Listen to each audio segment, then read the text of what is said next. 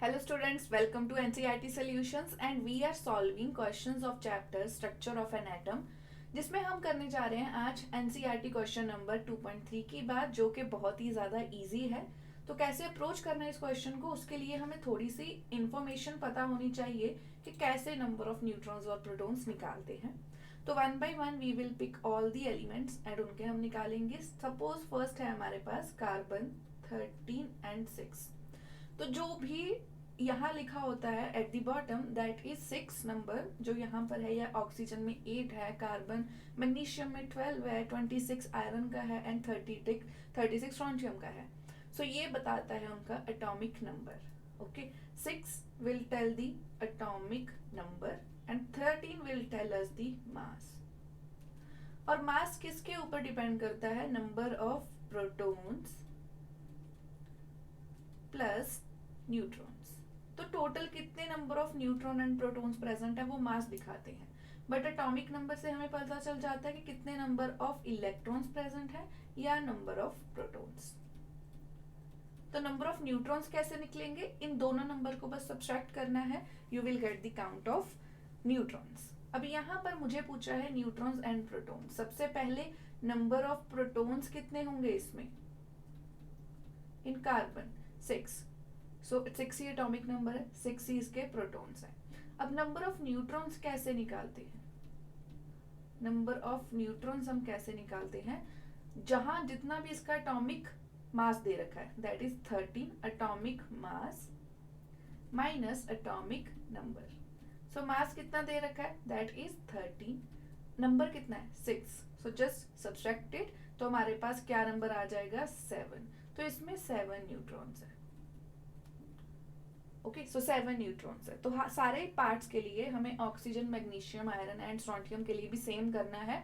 हमें क्या करना है? जो उनका नंबर ऑफ प्रोटॉन है वो उनके एटॉमिक नंबर के इक्वल होगा जो भी बॉटम पे गिवन है, एंड जो लेफ्ट कॉर्नर पे दे रखा है 56, 24, 16 वो उनका एटॉमिक मास है। तो चलिए अब बाकी एलिमेंट्स के लिए भी कर लेते हैं। ऑक्सीजन 8। सो यहाँ पर let's erase the few parts. So मेरे पास ऑक्सीजन 8 अगर दे रखा है, सो इसका मतलब है वहां पर कितने न्यूट्रॉन्स हैं, प्रोटॉन्स हैं एटलीस्ट, वो हम लिख लेंगे।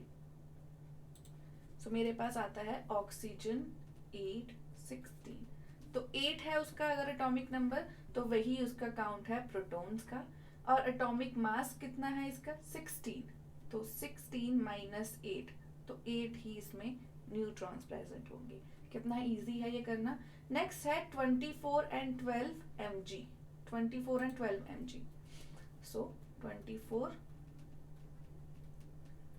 सो नंबर ऑफ प्रोटॉन्स कितने हुए? 12 प्रोटॉन्स। अब नंबर ऑफ न्यूट्रॉन्स निकालने के लिए क्या करना है? Atomic mass minus atomic number.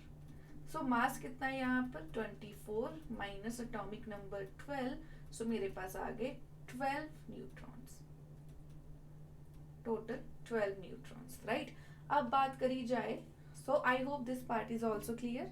Next is 56 and 26 iron. 56 and 26 iron. 56 and 26, तो नंबर ऑफ प्रोटॉन्स कितने हुए? 26 प्रोटॉन्स, क्योंकि वही उनका एटॉमिक नंबर है। एंड नंबर ऑफ न्यूट्रॉन्स निकालने हो तो जो भी उनका एटॉमिक मास है 56 माइनस 26 कर दो, सो मेरे पास क्या आता है? 30। तो इसमें टोटल 30 न्यूट्रॉन्स है, 30 न्यूट्रॉन्स आते हैं। अब लास्ट ऑप्शन जो मेरे पास बची है दैट इज अबाउट स्ट्रोंशियम।